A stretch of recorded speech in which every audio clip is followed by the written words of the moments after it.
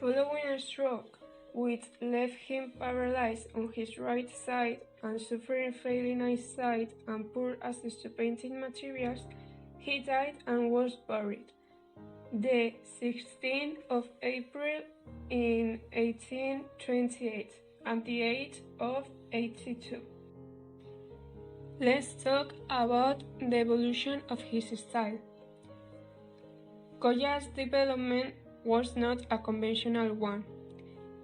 He passed in the late Baroque and Rococo styles in his youth, but he never fully incorporated the influence of neoclassicism, which was predominant in Spain and Europe in the final decades of the 18th century and the beginning of the 19th century. Goya was an artist ahead of his time, who created works full of personality, both in painting and in engraving without ever conforming to the conventional.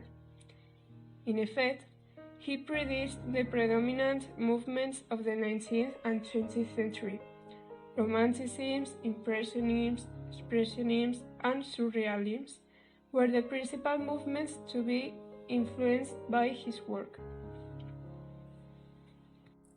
Now we are going to comment one of the most famous paintings of Goya. This was the 3rd of May. Here we can see a lot of contrast between like the main character and the second characters. For example, the second characters will be the French soldiers and the main character it will be the Spanish man.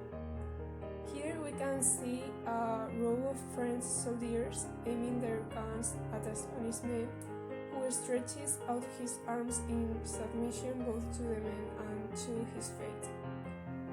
A country here behind him takes the place of the executioner's wall.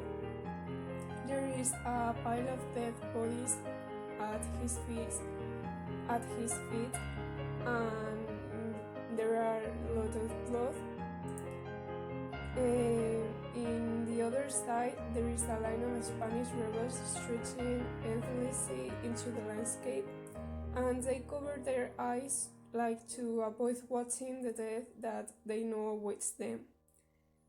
The city and civilization is far behind them, and even a monk, bowed in prayer, will soon be among the dead.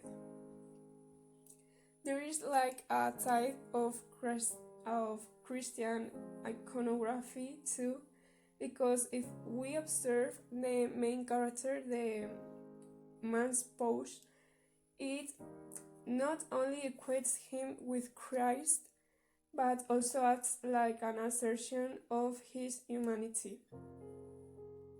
On the other hand, we can see the French soldiers that, by contrast, they become like mechanical, or like they don't have any human emotion, they don't express nothing, so it seems like nothing is going to stop them from murdering this man. So there's too the deep precision into space that it seems to imply that this type of brutality will never end.